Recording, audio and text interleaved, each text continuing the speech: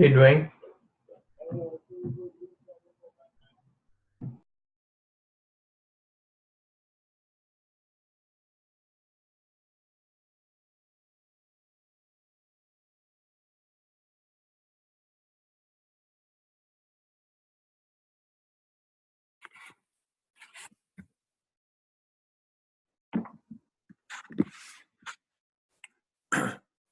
Hare Krishna Prabhu, discernible obeisances, glory to Srila Prabhupada.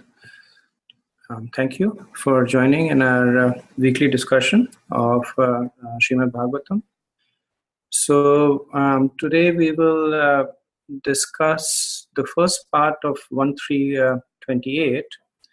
This is a very special verse, and as we'll dig a little deeper, we'll see why this is considered to be one of the most special verses. So we'll start with our Manglacharan. Om Namo Bhagavate Vasudevaya. Om Namo Bhagavate Vasudevaya. Om Namo Bhagavate Vasudevaya. Narayanam Namaskrityam Naram Chaiva Narottamam Devim Saraswatim Vyasam Tado Jaya Udiraye Nashtaprayeshu Bhadreshu Nityam Bhagavata Sevaya Bhagavatam Shloke Bhaktir Bhavatir Naishtiki. Okay, so we will read the Sanskrit and the translation of 1.3.28. So this is a verse that I strongly recommend all of us should memorize. If we have to memorize only one verse, then this is the verse we should memorize. But of course, there are many other verses that are also useful to commit to our memory. Ete cham sakala pumsham krishnastu bhagavan swayam Indrari Vyakulam Lokam Mridayante Yuge Yuge.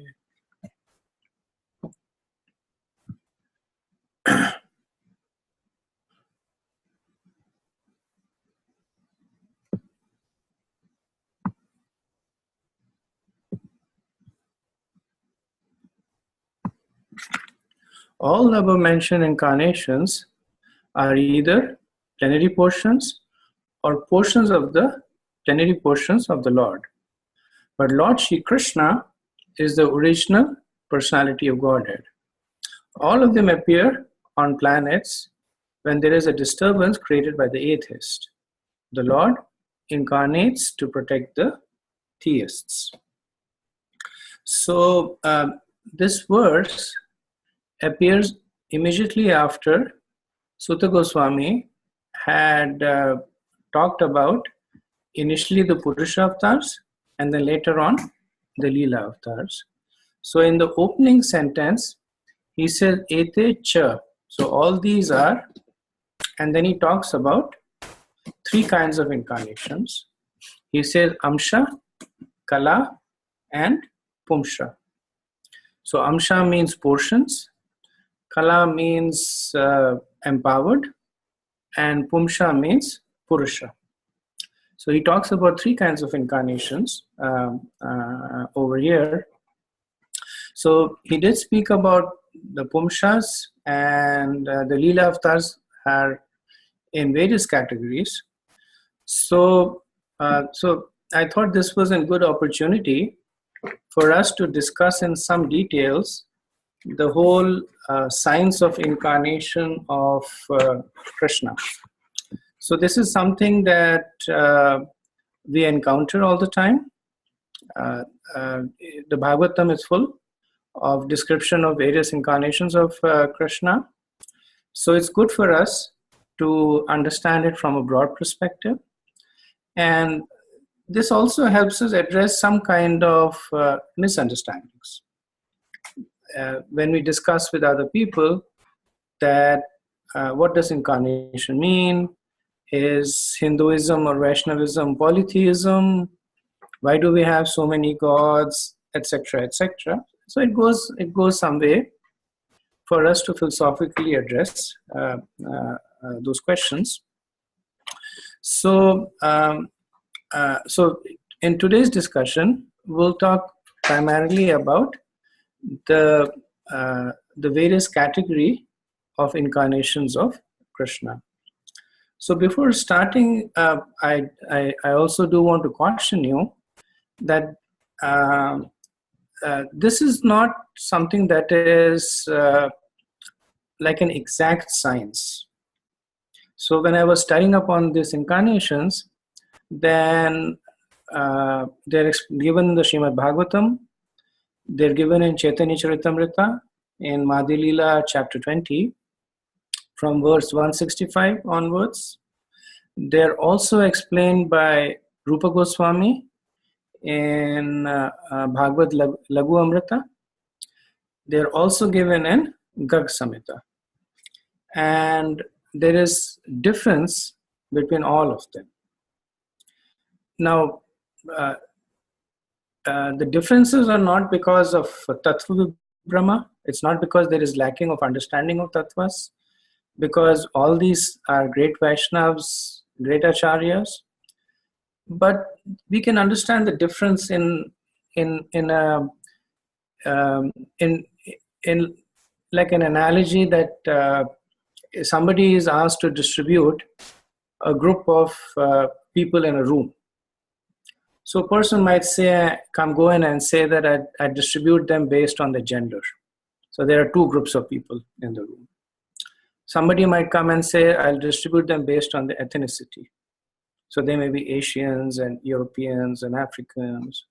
Somebody might come in and say based on the color of the eyes. So they may be black and brown and blue. So they're all correct. So what we need to understand is what's the criteria that was used. Now this is a simpler case. When we talk about incarnations of Krishna, then there's a little bit more complexity, because sometimes the criteria are overlapping themselves. Sometimes one avatar may appear in more than one category. Case in point being, Krishna, he is the original personality of Godhead, but he also descends and appears as the son of Mother Yashoda. So this is one case where the same person, the same personality, is appearing in two different categories. So because of these reasons, there are differences. And because we follow what Prabhupada has taught us, so from his perspective, the authoritative description is in Chaitanya Charitamrita, Madhya Leela, chapter 20. So this is essentially a conversation that happens between Chaitanya Mahaprabhu and Sanatana Goswami. And it's a fairly long conversation. Chaitanya Mahaprabhu talks about several concepts, several tattvas, and one of them is this science of incarnation. So Prabhupada treats this as an authoritative source, and that's what we do. So what we will do is study based on what Prabhupada has explained in these set of verses.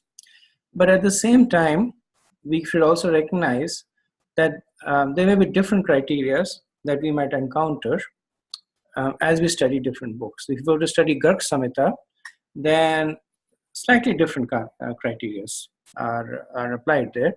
So it should not bewilder us. We should just understand that there are just the different ways of looking at the same set of qualities are divided based on certain different perspectives. Another thing is, and this is more of semantics, that Prabhupada tends to be more deliberate about it, but often we use the term incarnation and avatar interchangeably. But the point is that they are actually different. So incarnation means incarnate. So carnate means of the flesh. So incarnate means when something becomes of the flesh. And avatar, the English translation that comes closest to it is descent. So when Krishna comes to the material world, he does not take on a material body, but he comes in his own spiritual body. But it is difficult for us to understand because the spiritual body that he comes in looks and acts like a material body. It takes birth, it grows, produces offsprings, produces side effects, diminishes. So everything that seems to happen in the material conception also happens in the bodies that Krishna takes. So so the acharyas, that's why I say that so this is in Bhagavatam 5.5.19, that the body of Krishna is durvibhavya, difficult for us to understand. But nevertheless, we have this understanding that Krishna descends.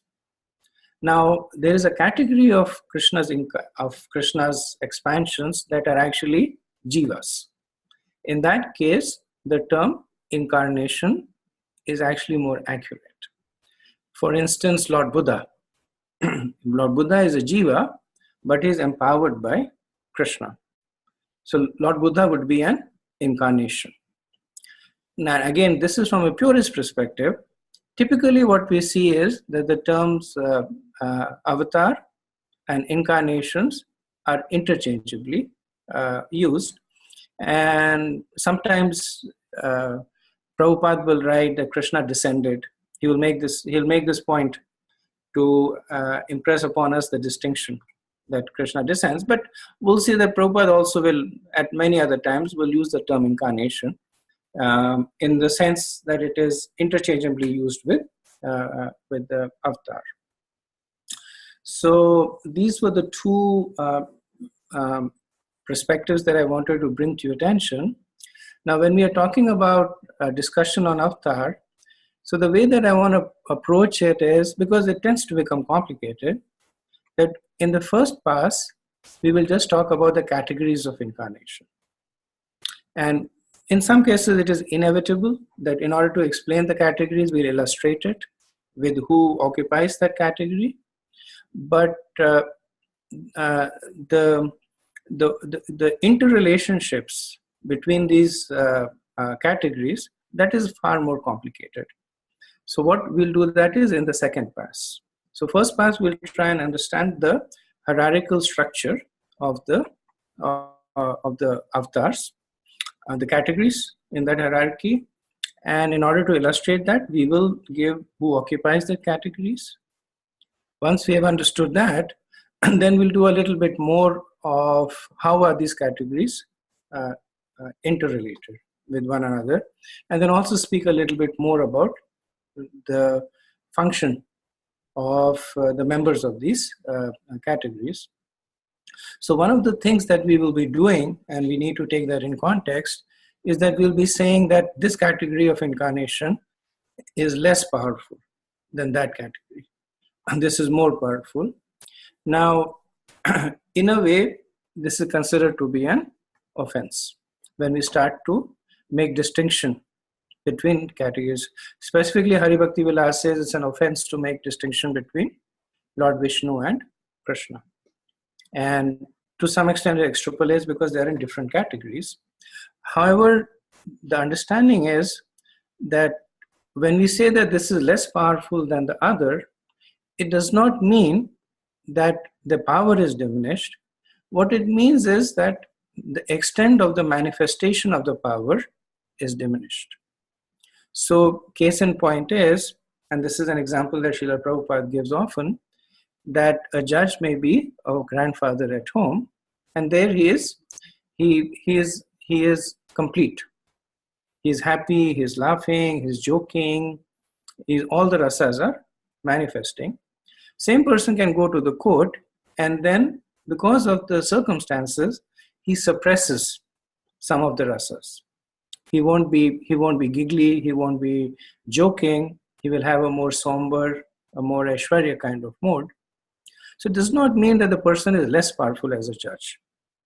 He has the same power because he is the same person, but because of the time, place, circumstance, the person chooses to manifest certain more qualities or certain less qualities. So in the same way, Krishna, based on the pastime that he wants to execute, the circumstances that he's coming in, he might choose to show more of himself or less of himself. And when we talk about one avatar being more powerful than the other, that's what we are talking about. We are not trying to make a point that Vishnu is less powerful than Krishna, or Balaram is less powerful than Vasudev. But all we are saying is that how much does the avatar manifest itself based on what its purpose is. So I just want to make sure that you're able to see the slides on the screen, the PowerPoint slide. Okay, good. So beginning from Krishna Vigraha, so this is Krishna, this is more of a placeholder, but this is Krishna Swayam Bhagwan. There are three broad categories of the incarnations of Krishna. The first is called Swayam Roop. Second is Tadegatma Roop. And the third is Avesh Roop. So under Swayam Roop, we have two categories. One is again called Swayam Roop, and the second is called Prakash or Swayam Prakash. So Swayam Roop is Krishna's original form. So the Swayam Roop category is known as Ananyapeksh also, that it is not dependent on anything else, fully independent. Now again, Krishna is always fully independent, but this is in the context of the incarnations. So Swayam Roop is Krishna in Braj. So this is two-handed Krishna with peacock feathers, who resides in Golok and who's consorting with the Gopas and the Gopis. That is Krishna Swayam Roop. He has a body that is darkish blue, bent at three places, wears yellow garments. That is Swayam Roop Krishna. The second category is Prakash or Swayam Prakash. And Prakash, so Prakash literally translates to light. And just like the light is very intimately connected with the source of the light, the Prakash incarnation is very, very close to the Swayam Roop incarnation. And it has two categories, subcategories. The first is called Prabhav Prakash, and the second is Vaibhav Prakash. So the Prabhav Prakash category is when Krishna expands into identical forms. And does anybody know at least one incident when that happens? The Ras Leela. Exactly. Any other time?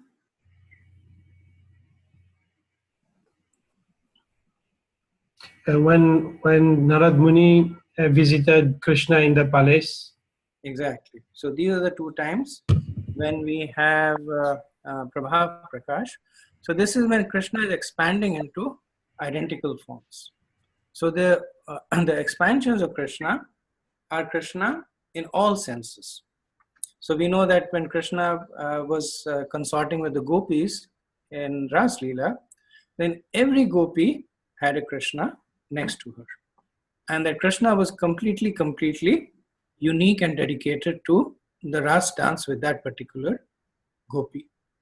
Similarly, in Dwarka, when Narad Muni went, he saw that each of the queen, the 16,108 queens in Dwarka, had a Krishna to themselves.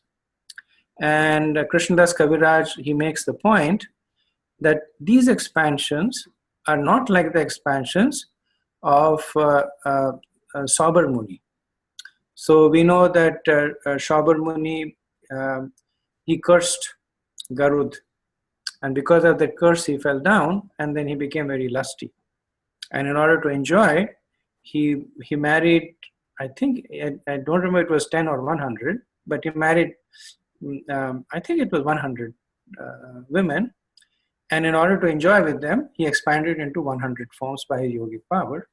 So Krishnadas Kaviraj says that Krishna's expanding into 16,000 is different from Shaubri Rishi's expanding into 100 forms, but does not go into further details how they are different. Well, the only point he makes is that Narad Muni is a mystic himself. He could have expanded himself. So he should not have got bewildered seeing Krishna's expansion, but he did. So the expansions were different. So from the perspective of definition, these expansions are indistinguishable from Swayam Roop Krishna. They're all the same. The second category in this is Vaibhav Prakash. So Vaibhav means opulence. Vaibhav means majestic, and this is an expansion of Krishna, where without changing his murti. So murti is also known as body shape. So without changing his murti, he still manifests some changes. So he may manifest a change in body, minimal change in body, a change in the color of the body. He may manifest a change in his mood, and that is known as Vaibhav Prakash. So this is essentially Krishna, but with minimal changes in the akar and changes in the mood, the body color. So under Vaibhav Prakash, we have Lord Balram. So Lord Balram is Krishna with a different complexion. Krishna is darkish complexion, Lord Balram is fair. And the moods are slightly different. That Lord Balram's primary mood is that of service to Krishna. So this is Godhead serving Godhead, one of the Chintya Tattvas. But essentially, one is Prabhav Prakash and the other is Vaibhav Prakash. So another example of Vaibhav Prakash is Vasudev Krishna. So when Krishna is born in Mathura of Vasudev and Devaki, then we see that he displays a two-armed form, and then he displays a four-armed form, and then he displays a two-armed form. So the form is basically two-armed, but he displays some other forms also. So that is an example of Vaibhav Prakash. So in this category, we see that there are these two that appear.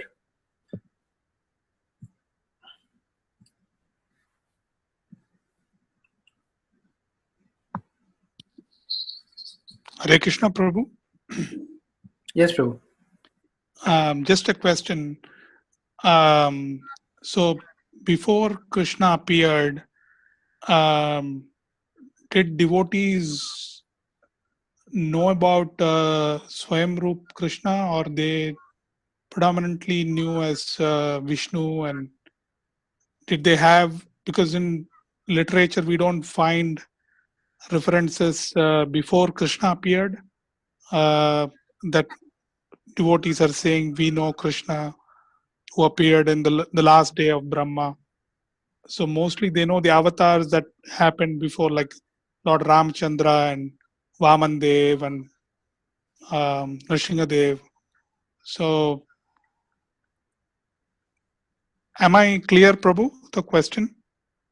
Yeah, you're clear, Prabhu. I'm just hesitating because I'm trying to think of an answer. So one, of course, yes, that Krishna as Swayam Bhagwan is always, people are always aware, especially during the earlier ages, because they were spiritually more advanced. They were always aware of it. There are also past times when there is when they allude to Krishna, Swayam Bhagwan. One is, of course, the pastime leading to the appearance of Krishna. When Mother Earth in the form of cow she went first to Brahma, and Brahma went to Lord Vishnu, and then with Lord Vishnu they went to Krishna, the two-armed form of Krishna. Then there is the conversation that happens earlier in the day of Brahma between Narad Muni and Lord Brahma, when Narad Muni starts glorifying Brahma as God, and Brahma basically then points to Krishna, that Krishna is there. I was trying to think of incidents where somebody worshipped Krishna or a pastime where Krishna appeared himself. I cannot think of one off the top of my head, but we know based on these incidents that the knowledge that Krishna is the source of all the incarnation, and the two-armed form in Golok is where the Avatari resides. That knowledge was there amongst those who know. Thank you, Prabhu. Yeah, and I also, sorry, I should have pointed out, because this is a little bit of a complicated topic. So I'll pause for questions, but anytime you have a question, please feel free to ask. Because some of these topics, once they go on, it will be a little difficult to correlate them. So please feel free to stop me at any point if you have any questions or comments or clarifications. Okay, so we have discussed amongst Krishna Vigraha the first incarnation type, which is Swayamrup. Under Swayamrup there is Swayamrup, which is Krishna, as Krishna in Braj. Swayam Prakash, which is Prabhav Prakash, as in Rasalila, and Vaibhav Prakash, as in Balram and Vasudev Krishna. Now we'll look at the second category, which is actually the largest category of Krishna's incarnations, which is Tadekatma Roop. So Tadekatma Roop is less powerful than Swayam Roop, and so Ek Atma. So Atma means the essence, and Ekatma means singular. So Tadekatma Roop points to incarnations that are Krishna, but while they're essentially Ekatma, while they're essentially Krishna, they may have a different Vigraha. So Krishnadas Kaviraj Goswami, he says that the body, Vapu, takes different forms and has different reflections, and the name of it, when different in sentiment, bhav, emotion, avesh, and shape, akriti, is Tadekatma Roop. So he's giving a comprehensive definition, but essentially this is Krishna in a different body form, in a different emotion, or in a different shape. So Tadekatma is divided into two categories, Vilas and Swamsha. The Vilas category are considered to be more powerful than the Swamsha. So Vilas means pastimes, and under Vilas,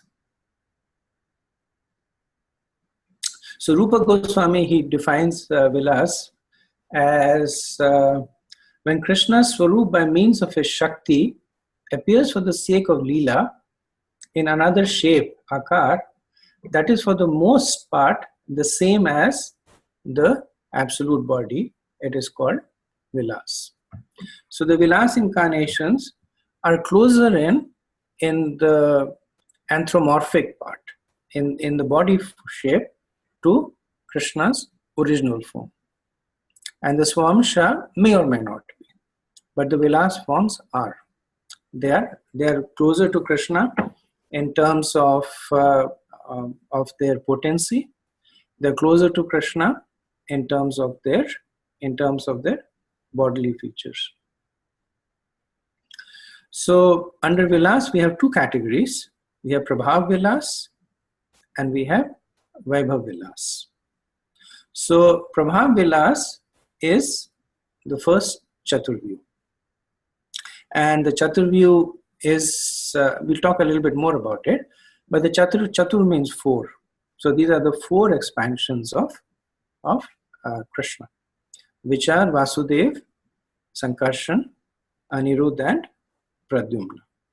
So Krishna expands into Vasudev, Vasudev expands into Pradyumna, Pradyumna expands into Anirudh, and Lord Balaram, he expands into Sankarshan. And that's how we have the first Chaturvyu.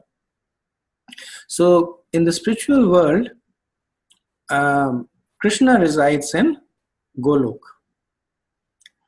But underneath Golok, there is Dwarka and Mathura. So the Chaturvyu, they reside in Dwarka, Mathura region.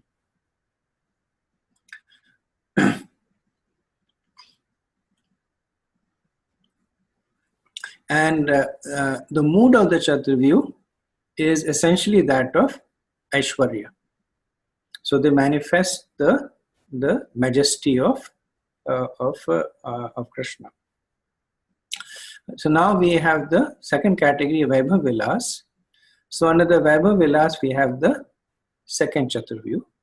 So the second Chaturvyu is again, so the Chaturvyu is a little bit of a misnomer because there are actually 24 incarnations in this. So they are known as 24 Murtis, but they are all based on the second Chaturvyu. So the names are again the same, Vasudev, Sankarshan, Pradyumna and Anirudh, but each one of them expand into 5 Murtis. They first expand into 3 and then they expand into 2.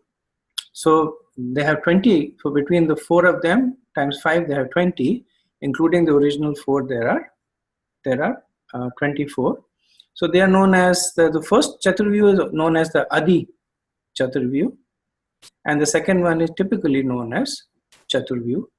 The name of the Chaturvyus are different. The only difference is that the Sankarshan in the second Chaturvyu is called Mahasankarshan. So first we have Vasudev, Sankarshan, Pradyumna and Anirudh, and in the second Chaturvyu we have Vasudev, Mahasankarshan, Pradyumna and Anirudh. And we will do a little bit more discussion about them later on.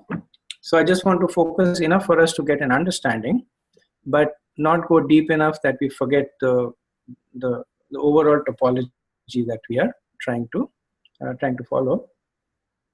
So both the first and the second Chaturvyu, the Prabha Vilas and the Vaibhav Vilas, they both reside in the spiritual world, in what is known as the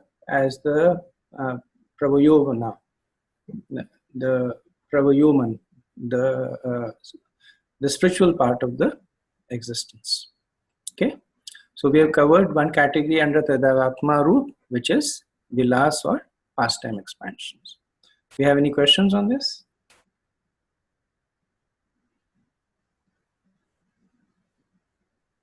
Prabhu? Hello? Haribol? Prabhuji? Yes, Prabhu. The first Chaturvyu, it expanded from Balram Prabhu, or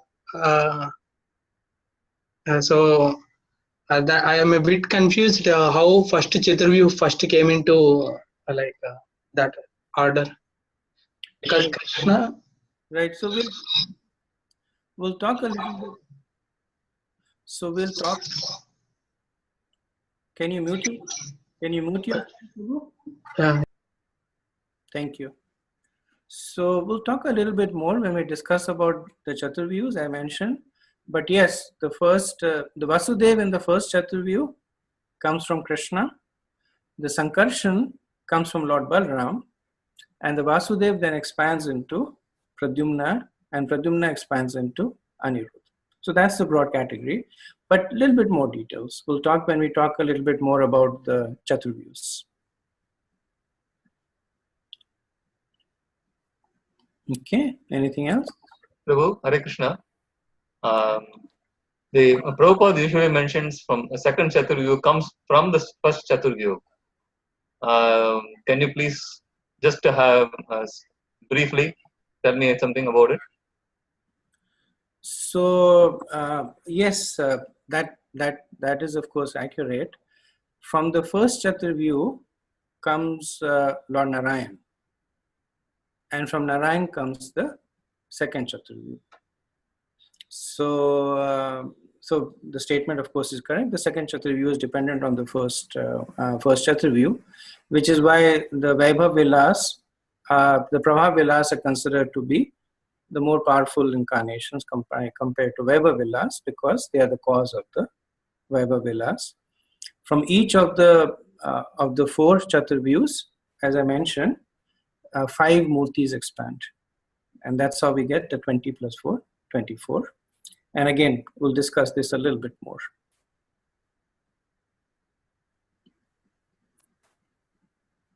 Hare Krishna Prabhu. So regarding Lord Ramchandra and Nrsingadev and Vamandev, where do they come from? Okay, hold on to that. We'll come to that. Okay. Okay, so this may be a segue. So let me move on to the second category, which is Swamsha. So as a category, Vilas is more powerful than Swamsha. So Swamsha means, Swa means of the original, and Amsha means part. So Swamsha means part of the original. So they're similar to Vilas, but less powerful, and they have more variations in every characteristic. So in Vilas, we see that they are 4-armed Vishnu. Krishna is 2-armed. So that's the main difference. There's a difference in mood. Vilas Murtis are Aishwarya, but otherwise, as in Bhagavad Gita, in the 11th chapter, when Krishna shows his 4-armed and his 2-armed form, then Sanjay, he categorizes both of them in human-like form, because the predominant features are common. But under Swamsha, there is much more variations, and we'll see that. So under Swamsha, there are 5 categories, and they're more or less set up based on their potency. So the Purusha avatars are the most powerful, followed by Leela, Manvantara, Yuga, and Guna avatars. But again, we cannot take this as a rule, because there are some incarnations that appear in more than one category. So sometimes it works, sometimes it does not work. So let's start with the first category. So we have Swamsha now. From Tadakatma Roop, we have gone to Swamsha.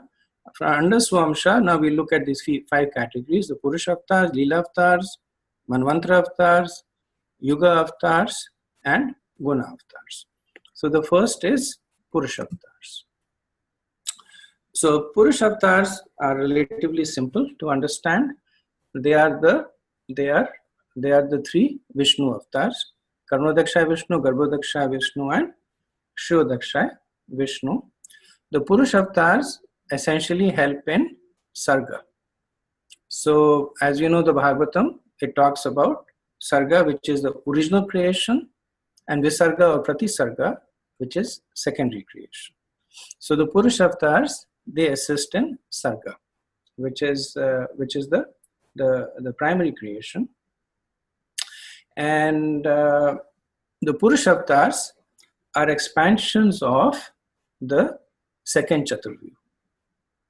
So here we see a little bit of correlation between the two, that there are different categories, but still interconnected. That the second Chaturvyu, specifically the Mahasankarshan from the second Chaturvyu, expands into Karnodakshaya Vishnu, who expands to Garbhodakshaya Vishnu, and who expands into Shivadaksha, Vishnu. So, so in Chaitanya Chaitamrita, it is said Lord Vishnu is in the category of Swamsha because he has opulences almost equal to Krishna's. And we know that Krishna has 64 qualities and Lord Vishnu has 60 qualities. So, and only Lord Vishnu has 60 qualities. No other living entity has 60 qualities. So, Lord Vishnu is in the category of Swamsha because he has opulences almost equal to Krishna. Krishna is the original person and Lord Vishnu is his personal expansion. This is the verdict of all Vedic scriptures. And there is a verse that is quoted from Brahma Samhita, Deeparuchireva Hida Santaram Upetya, that when a flame of one candle is expanded to another candle and placed in a different position, it burns separately and its illumination is as powerful as the original candle. Similarly, the Supreme Personality of Godhead, Govinda, expands himself in different forms as Vishnu, who is equally luminous, powerful, and opulent. Let me worship the Supreme Personality of Godhead, Govinda. So they're equally powerful. The only difference is that one is the cause of others. One candle lights other candles, but once they are lit, the candles are equally powerful. So, so Karnodaksha Vishnu, as we mentioned, is an expansion of Mahasankarshan from the second Chaturvyu, the one that appeared in the Vaibhav Vilas. Karnodaksha Vishnu, he resides in the causal ocean or the Karan Sagar, or also known as the Viraj River. So the Viraj River is the one that separates the material world from the spiritual world, and which is also known as the causal ocean. And Karnodaksha Vishnu, along with his consort Rama Devi, is reclining over here, and from the pores of his body, innumerable universes are emanating. The second expansion of now Karnodaksha Vishnu, as we mentioned, is an expansion of Mahasankarshan. Now Karnodaksha Vishnu, into each universe, he expands as Garbhodaksha Vishnu. So when he expands into the universe, they are empty, and by his sweat, the lower half of the universe gets filled, and then on his partial expansion Anantashesh, he lies over there in Yoga Nidra, and from his navel the lotus flower appears on which Brahma appears. So Garbhodaksha Vishnu is lying on the Garbhodaka. So each one of them is lying on an ocean. Each one of them is the super soul. Karnodaksha Vishnu is the super soul of the entire material creation. Garbhodaksha Vishnu is the super soul of every universe. And then he expands. So Garbhodaksha Vishnu is an expansion of Anirudh.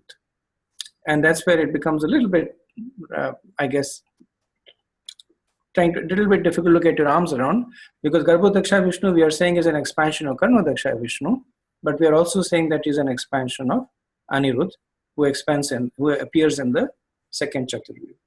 So one way to understand is Anirudh is Lord Anirudh, through Karnodaksha Vishnu appears as Garbhodaksha Vishnu. The third expansion is Shodaksha Vishnu, who is an plenary portion of Garbhodaksha Vishnu and is an expansion of Pradyumna. And he is the super soul of the life. So he's the Paramatma that is there with every jiva, and he's the Paramatma of the entire material creation. So Shodaksha Vishnu is the one that the Brahma and the Devas, they go and pray to him, and we'll talk a little bit more about him.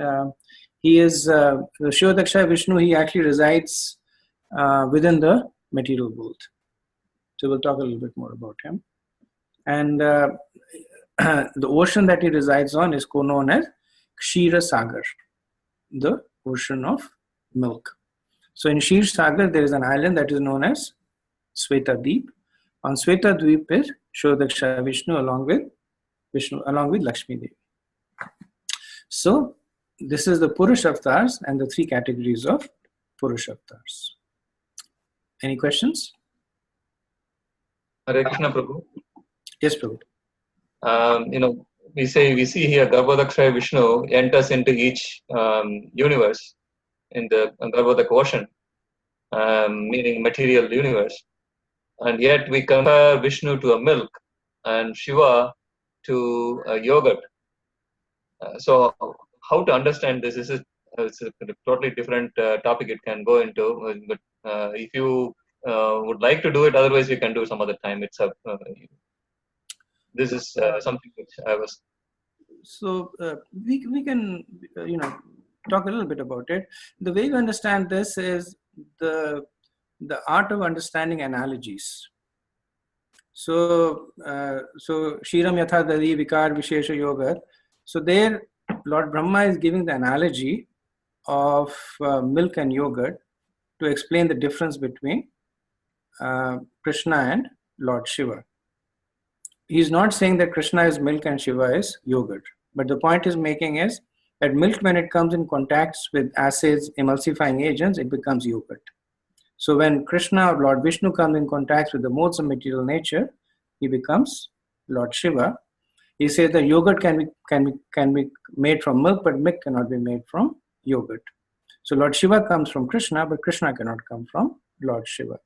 So when analogies are used, then they have to be used in the context that the speaker of the analogy wants you to use them. So we cannot extrapolate the analogy ourselves. That's why analogies are both very powerful, because they help us understand difficult concepts easily, but they're also dangerous because people may tend to extend analogies by themselves. Case in point being this, that somebody might say that Shiram Yatha Dadi, which means that Krishna is milk and Shiva is yogurt, but Krishna is actually in an ocean of salt water, etc. So so there's a disruption over there, which is not the case. It's just an analogy. Does that help, Prabhu? Yes, Prabhu. Thank you. Okay. Anything else? Okay. So Leela Avatar is amongst the Tadekatma Swamsha Avatar category, the largest. Most of the Avatar comes under Leela Avatar. Sorry to interrupt, Prabhu. One question on the previous slide. Yes. So when Brahma does the secondary creation, Krishna comes and he gives all the elements or materials required for material creation, and you just said Shirotakshaya Vishnu, he's the life of all the jivas in the universe. So I'm just trying to understand, is Garbhodakashaya Vishnu the provider of elements for the material world, the creation of the material world, or is it Karnodakashaya Vishnu, or is it Shirodakashaya Vishnu, the matter part? So Prabhu, this is explained in the 3rd canto. Okay. The sarga, the material, which is known as the Mahatattva, is provided by Karnodakshaya Vishnu. So when Karnodakshaya Vishnu, he glances over the material universes, then through his glance, the sarga enters. All the material components enter. And Lord Brahma, he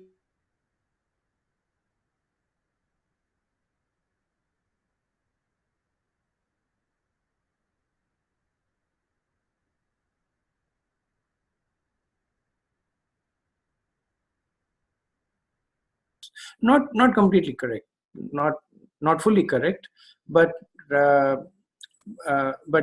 in answer to your question, the material, so Pradhan is material that is unmanifested, and Mahatattva is material that is differentiated and manifested, and the difference is the activities of the Paramatmas, because what the Paramatmas do is that they cause matter to act. Like the Paramatma who's sitting in our heart, he's causing us to act. By his mercy only we can act.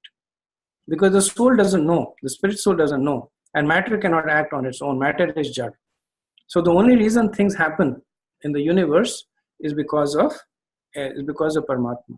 So anytime when you see matter acting in a certain way, we have to understand that there is a Paramatma behind it.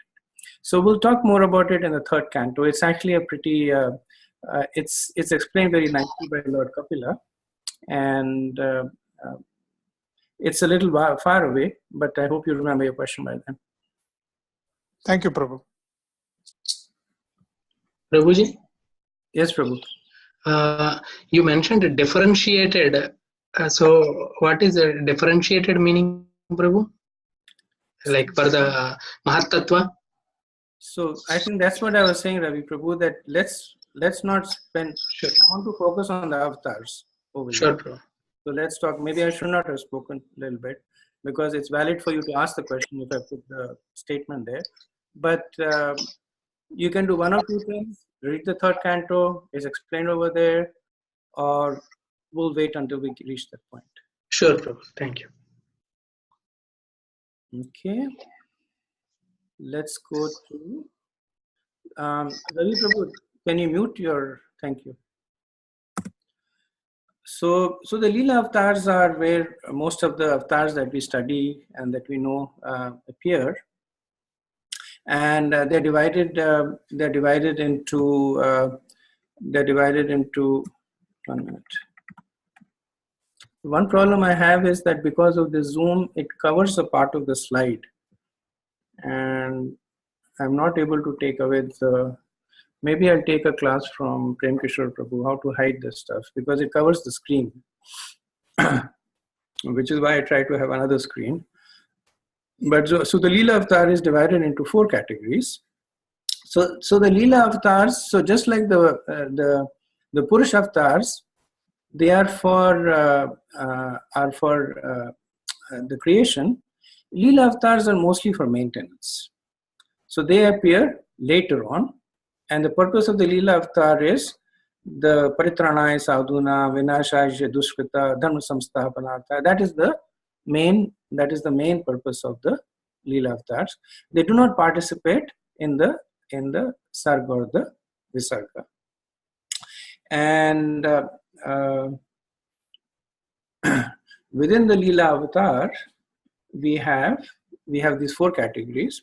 So the first is the Prabhasta Leela avatar.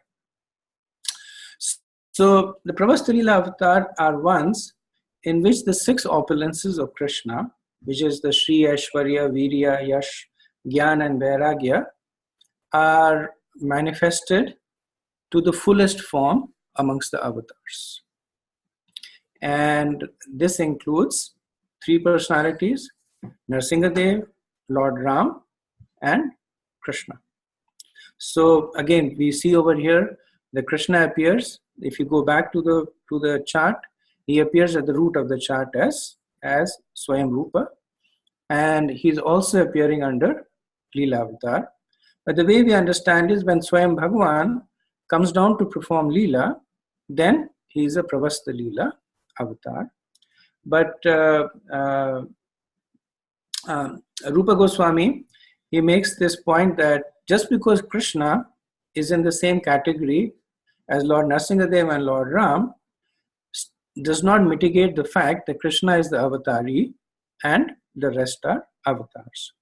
And to substantiate it, he gives some anecdotal evidence that Lord Ram is, in the Leela avatars we had understood that Lord Ram was beauty personified. Whenever anybody saw Lord Ram, he was attracted. So if you read Garg Samhita, and one of the questions that is asked is, where do these gopis come from? These billions of gopis, where do they come from?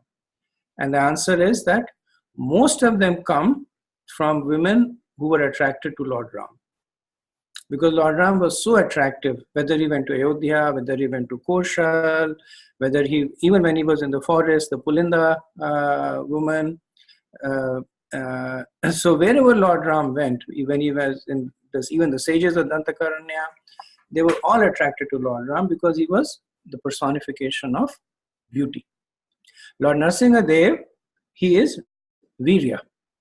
If you see, if you have the Narsingadev play, even though it does not matter how many times you see Lord Narsingadev fighting with Hiranyakashipu, you get that sense of chivalry, how the battle is fought, and how this great demon was killed. And Krishna, he is both. He's Virya, and he is also the most beautiful and the most attractive. Another point also that is made is Jaya Vijay. When Jay appeared as Hiranyakashipu, Narsingadev killed him, but he did not get mukti. He came back again as Ravan. Then Lord Ram killed him. He did not get mukti. He came back again as Shishupal. Then Krishna killed him, and he got mukti. So Krishna is the one who was able to award mukti. So the statement is just made to have us in our mind this understanding that Krishna is different. Second category is Vaibhav Leela Avatar. So Vaibhav Leela Avatar is Krishna Swarup, but with lesser Shakti than Pravasta Leela Avatar. And they include 4 of the Dasha avatars: Matsya, Kurma, Vara, and Vaman. And the other 5 is Yajna. So Yajna is the deity of sacrifice that appears in the Swayambhuva Manamantra. Then there is Nanarayan Rishi, the son of Dharma and Ruchi.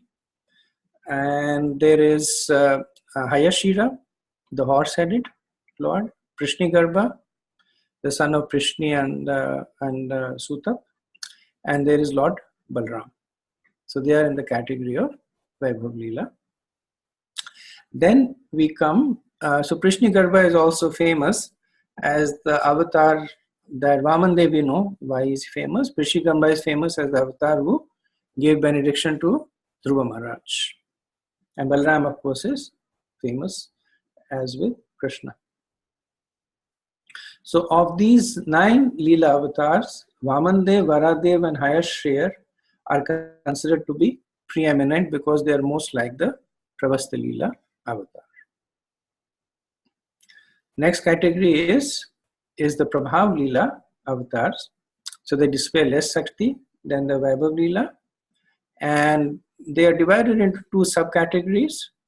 So there is Hamsa and Mohini that appear for a very brief moment. So Hamsa appears to give the Vedas to Brahma. Hamsa appears to teach Bhakti Yoga to Narad Muni. And Hayashid is actually the one who restores the Vedas. So Hamsa appears to teach the science of Bhakti to Narad Muni.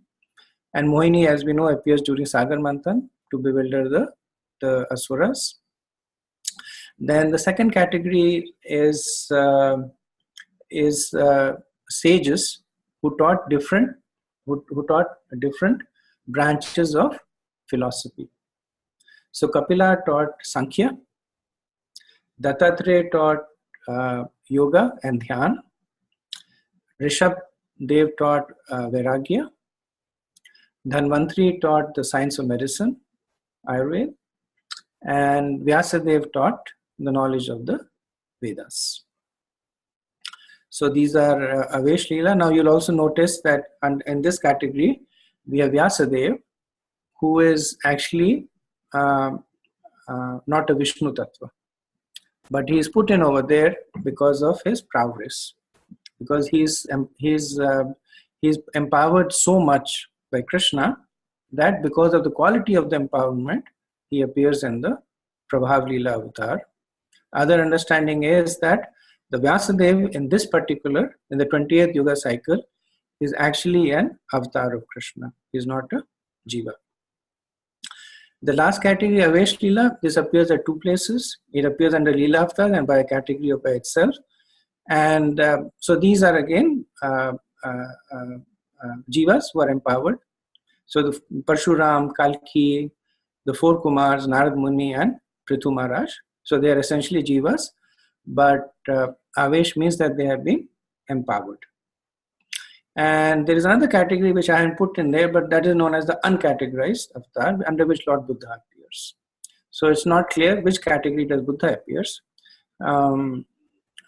Many Vaishnava scholars put him under the Shakti Avesh avatar. Okay, so this was we did the Purusha avatars, we did the Leela avatars. Now we'll do the Manvantara. So Manvantara avatars is, as we know, that in every day of Brahma, there are 14 Manvantras. Each Manvantara lasts for 71 Mahayugas, and there is a Krishna Amsha that presides over each Manvantara. So each Manvantara is characterized by 6 kinds of cosmic administrators. So they are the Manu, the sons of Manu, Indra, the Saptarishis, the principal deities, and the Krishna avatar that presides over the Manvantara. So in our particular Manvantara, the Manvantara avatar is Vamandev, who presides over this Manvantara. Now, just in terms of periodicity, the Leela avatars are also known as Kalpa avatars. So Kalpa is 1 day of Brahma, which, as we said, has 14 Manvantras. So the Leela avatars, they appear within a day of Brahma. Now they may appear once, they may appear twice, or they may appear 3 times, but the periodicity is based on the day of Brahma. So case in point being Varadev. The Varadev appears once in the day of Brahma at the time of the beginning of the creation. And some avatars might appear more than once in a day of Brahma. The Manvantara avatars appears once in a Manvantara. So that is the second category. The third category under Swamsha. Fourth category is the Yuga avatars.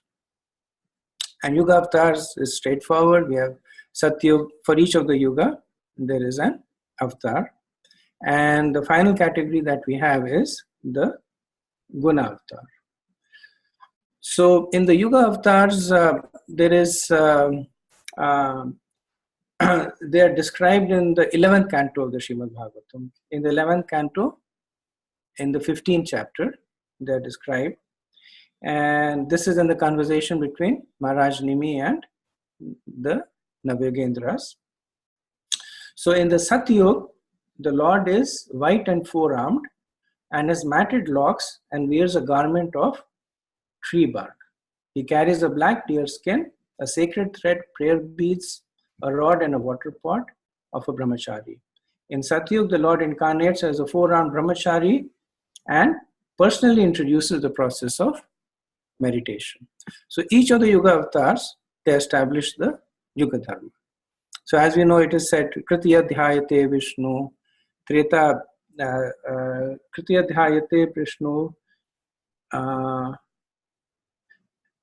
Tretayam yajato mahe. Treta yajato maka dvapare paricharyayam kalautadari kirtana. So the Yuga avatar in Satyug, he teaches the process of meditation, and in the Bhagavatam they give a name of a group of incarnations like Hamsa, Suparna, Vaikuntha, Dharma, Yogeshwara, Amal, Ishvara, Purush, Avyakt, Paramatma. So my understanding is that these are incarnations that appear in different Chaturyugas. Bhakti Vinod Thakur says that based on the level of understanding, the people can understand the different incarnations in the Satyug. Treta Yuga, the Lord appears. In Satyug, he appears with the white color of body. Treta Yuga, he appears with a red colored body. He has 4 arms, golden hair. He wears a triple belt representing initiation into each of the 3 Vedas. And he embodies the knowledge of worshipable by sacrificial performance. So in Treta Yuga, he establishes the rituals of sacrifice, and he is known as Vishnu, Yagya, Prishnigarbha, Saradev, Urukarma, Jayanta, Urugaya, Vrishakpi. In Dwapar Yuga, he comes with a dark complexion, dark blue complexion. His body is marked with the Srivasta and other distinctive ornaments, and he is worshipped in the mood of honoring a great king. Deity worship by Vedics and by Vedas and Vedas and Tantras. And understanding is that this points to Krishna in our Chatur Yuga.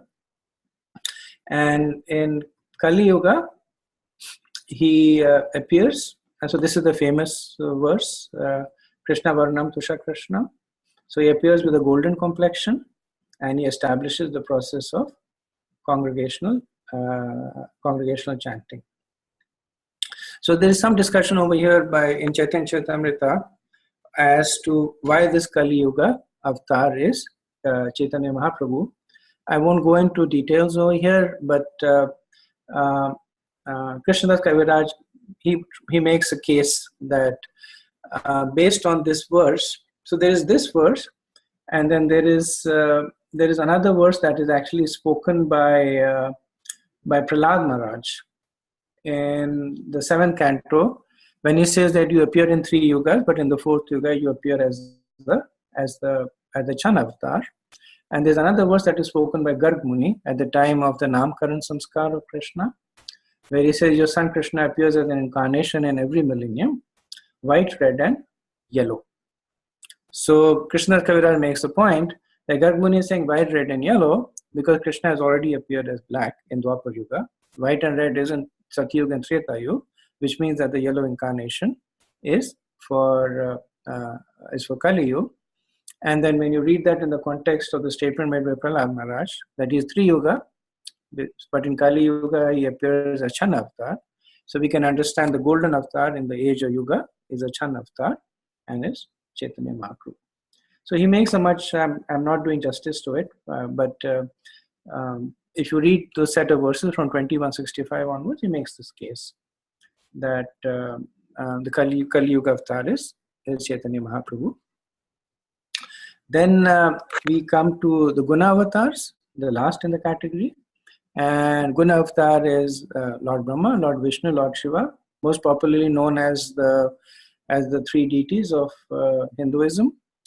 And the Guna avatars work along with the Purusha avatars in Pratisarga. So the Purusha avatars do the Sarga, which is a primary creation, also help in the Visarga, secondary creation. The Guna avatars primarily work during Visarga. So Lord Brahma does the secondary creation. Lord Vishnu helps in sustaining the secondary creation. Lord Shiva,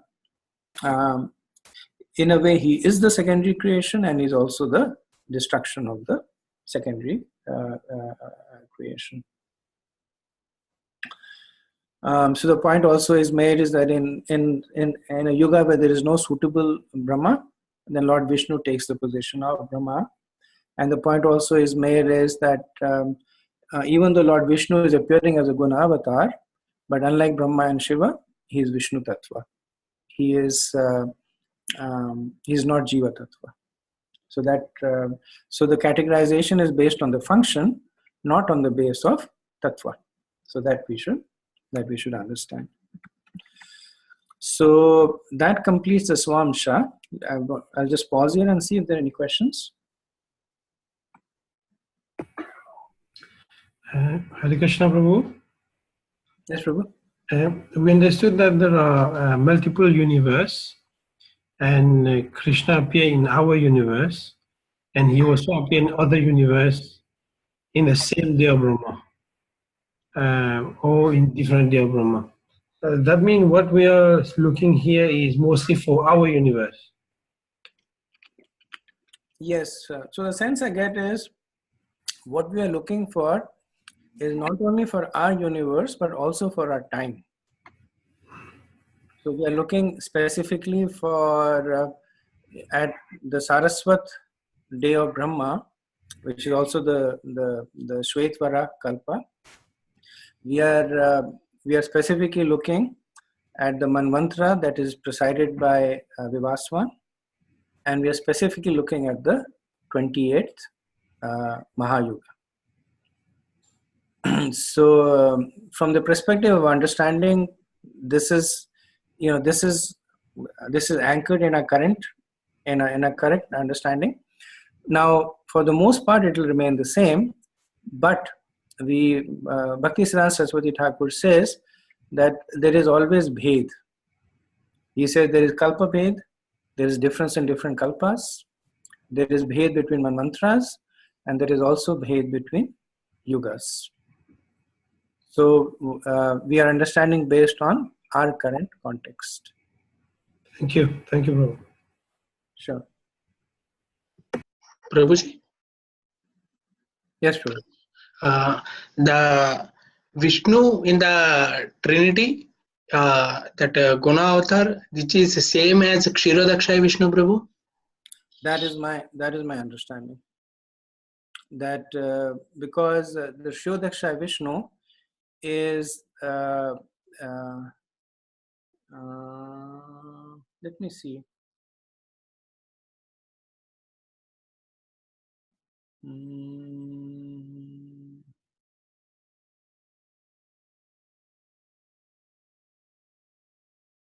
Lord Vishnu.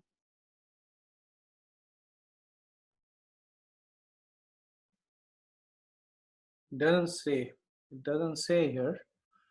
So he is either Garbhodakshay Vishnu or Shodakshay Vishnu. One of the two. My understanding is that he would be Shodakshay Vishnu, but it's a good question. Let me check up on that and I'll let you know. Unless somebody else knows and wants to add.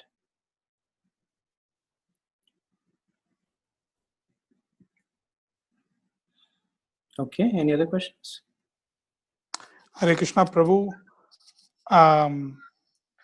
Regarding the pleasure potency, the Hladini Shakti, so there's this famous chart we have in ISKCON that says the Chit, Samvit, and the Hladini potencies, and all the Inca avatars based on that hierarchical chart.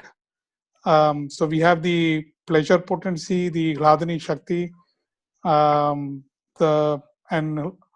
Srimati Radharani is the epitome or highest of all the pleasure potency expansions. So my question is, where does that fit into this entire topology or topography? So Krishna Das does not speak about it. The other incarnations of Krishna, there is a tantra called Sattvat Tantra that also speaks about this. So there it talks about, in the context that you have spoken, that Krishna has the marginal potency, which is the jivas. He has the internal potency, which is Srimati Radharani. Then expansion of Srimati Radharani is Lakshmi Devi's. Expansion of Lakshmi Devi's is again from Vibhutis are the Apsaras. So there is some expansion that is given over there. But I just wanted to clarify at the beginning only that we are following whatever Prabhupada is given in Chaitanya Charitamrita. So this is just for us to understand that. All that is valid, and maybe it's another discussion, but not within the scope of what has been given by Prabhupada in his commentary to the Avatar section. Thank you, Prabhu. Okay, so now we will talk about the third category. So we have done Swayamrupa completely. We have done Tadekatma Roop completely. Now we'll do the Avesh Roop, which is the third category, and we refer to this also. So if you remember, we saw Avesh Roop also appearing within Leela avatars as 2.2.2.4, and we will also do it as their own category. So Avesh Avatar is so Avesh Avatars are typically jivas that have been empowered by Krishna, and depending upon the level of empowerment, they're divided into two categories: Avesh Avatar and Vibhutis.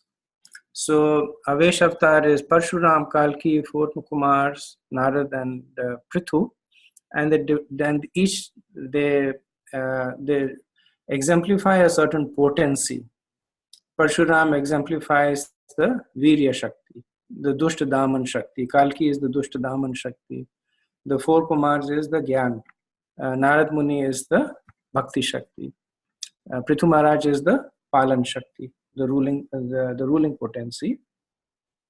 Vibhutis are, as we see in the 10th chapter of the Bhagavad Gita, where Krishna says of the Devas, I am Indra, of the Rudras, I am Shiva, of the Vasus, I am Agni, of the mountains, I am Meru, of the generals, I am Kartik.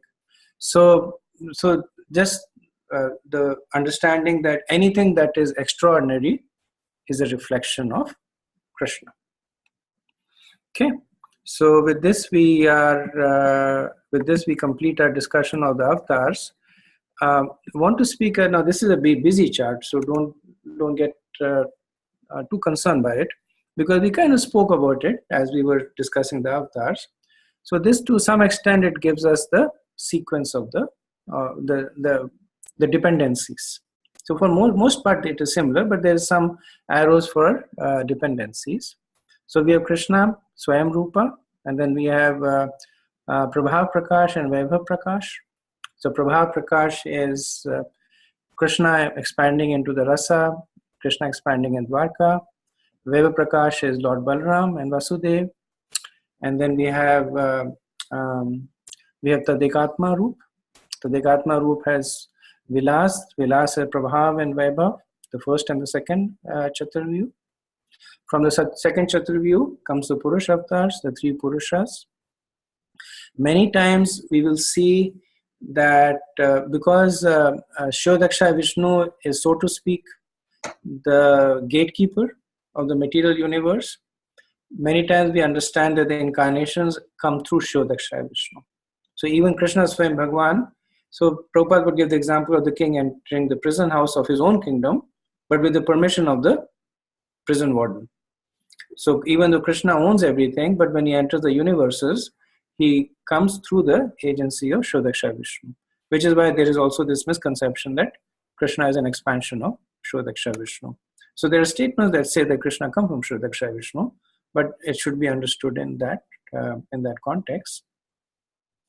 And the others are self-explanatory. We have the Leela avatars that we discussed in the Bhagavatam. The subcategories didn't put over here because it's too much clutter.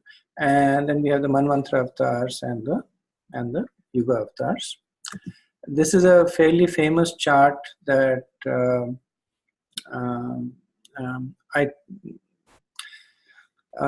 not sure. I think somebody from Mayapur had actually set it, had established it. So it is very similar, but it's a little bit more details compared to this chart. Very similar, and also you can see more pictures and all that are over there. But essentially, it's the same way of looking at it. That Vaibhav Prakash, you can see Lord Balram. In the Prabhav Prakash, you can see Krishna and Rasa Leela. Vilas, you see the first Chaturvyu. In the Prabhav Vilas and in the Vaibhav Vilas, you see the second Chaturvyu. Leela Avatar, you see Matsya as an example. So this is the two things that we wanted to cover: the categories of the avatars and how they come from one another. So I'll stop over here and see if you have any questions or comments. Hare Krishna, Prabhu. Yes, Prabhu. So when we look at the avatars of Krishna in the context of the varnas and ashramas, so the four varnas and the four ashramas,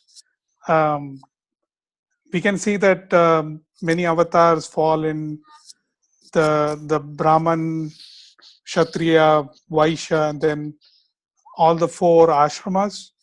But I can't remember of an avatar that appeared in Shudra Varna, the class of Shudras.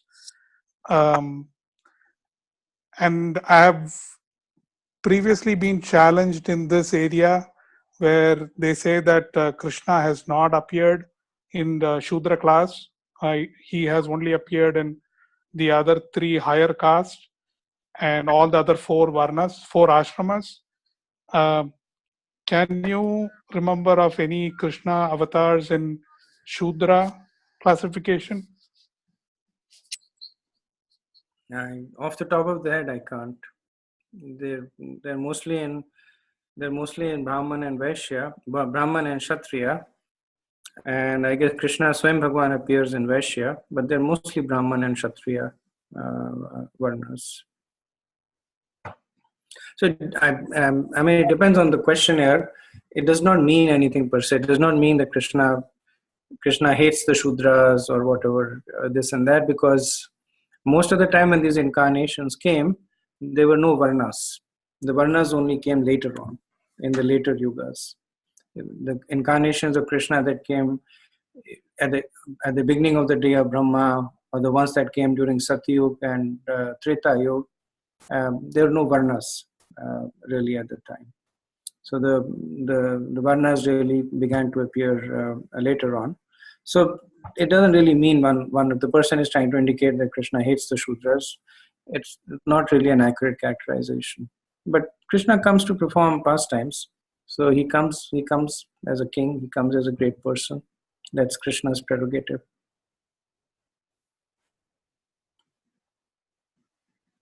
So just in case that kind of question comes, can we point to like exalted devotees like Haridas Thakur, who came from the Shudra, lower than Shudra class of men? Can we equate them same as Krishna and then say that Krishna doesn't discriminate an exalted devotee who is from a Shudra classification, but that way we can somehow try to convince that party? Yeah, I think that's a valid point. If you're talking about Krishna's affection, then his affection is manifested everywhere. He is manifested amongst the Shudras, and Haridas Thakur was below a Shudra. He was a Mlecha. So that point is made over and over again, that the devotee is independent of any varna, and for that matter any ashram. And there are, of course, in the area of devotees, there are many examples of devotees who are appearing from all over the varnas. Two of Chaitanya Mahaprabhu's closest associates were Shudras. Ramanand Roy, he was a Shudra, and Ramanand Roy and another of his associate, forget the name, but two of Chaitanya Mahaprabhu's close associate were in the Shudra category. So yes, that is a good way to respond to such kind of questions. Thank you, Prabhu. Sure. Prabhu? Yes, Prabhu. Also, can we say that because this categorization of varnas, this is based on the nature, how come God can be of such a low nature? Because nowadays it is caste-based system, but otherwise it is by the nature and quality of that person, right? The nature and work you do. So yeah, that's actually a very good point. That Shudras by nature are, they're by nature, by their propensity, they do not follow the Vedic rituals with the Vedic path. They're not well versed in the Vedas. So so when Krishna comes, he appears as a Mahapurush. So we can use that. We can use that also as a point of discussion. thank you.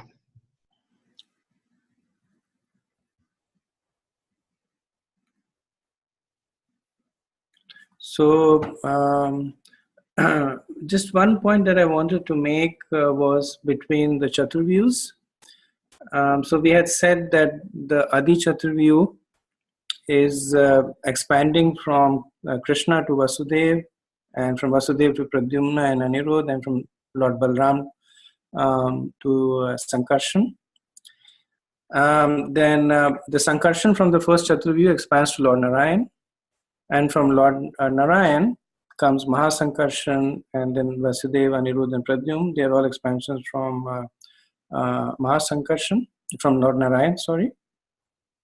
Then each of these four murtis in the Chaturvyu, they expand into 3 murtis. And so there are 12 murtis which preside over the 12 months. And then they expand into 2 more murtis. So there are 8 murtis that expand, that preside over the 8 cardinal directions.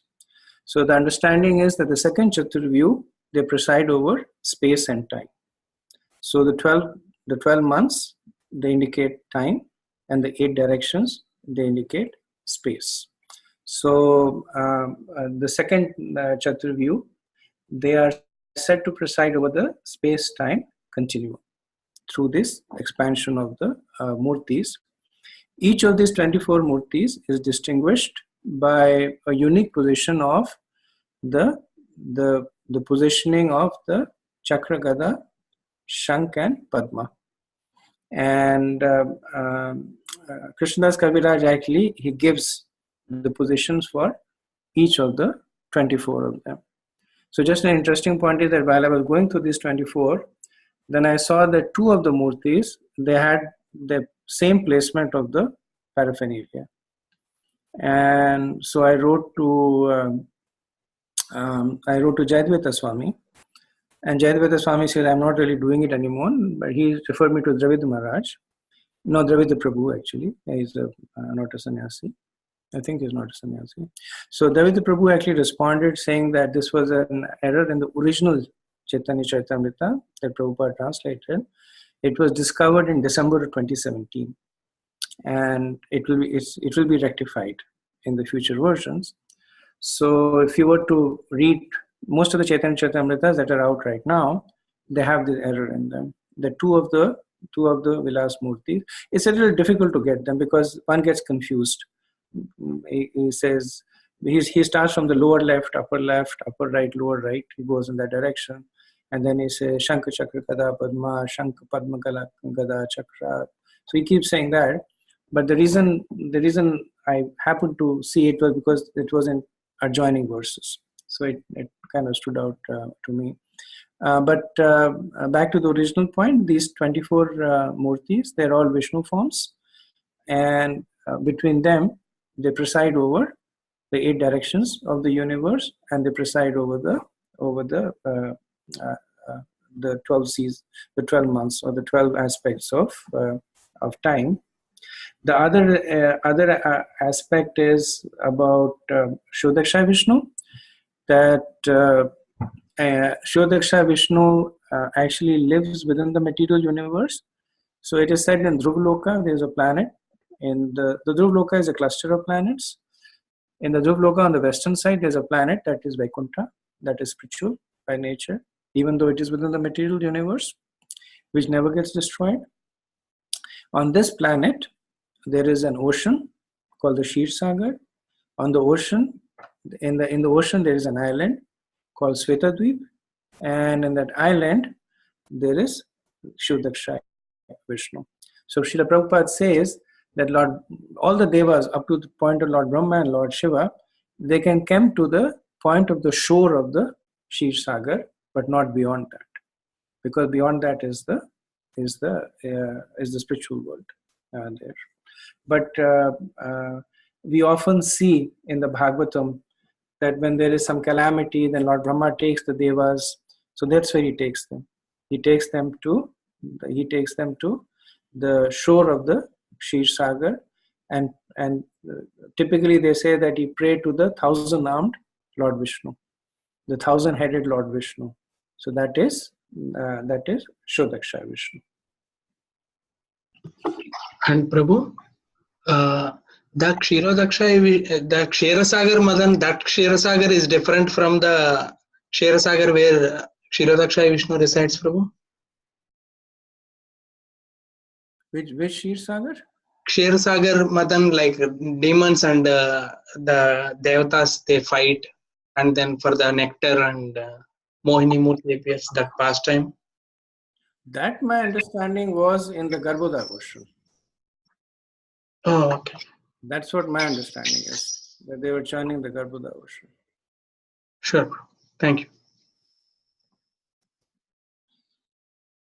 Okay, so next week, so this week there was an expansion into the first statement of the verse, Etechamsa Kalapumsha.